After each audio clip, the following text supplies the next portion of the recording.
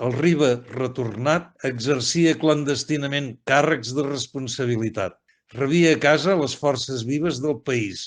Representava amb dignitat Catalunya davant Espanya, singularment en els congressos de poesia celebrats a Castella i a Galícia, i anava a fer conferències a Madrid.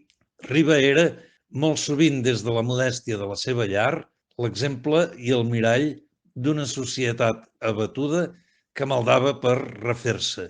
Des del moment del seu retorn fins al 1953, quan el poeta arribava als 60, van passar 10 anys.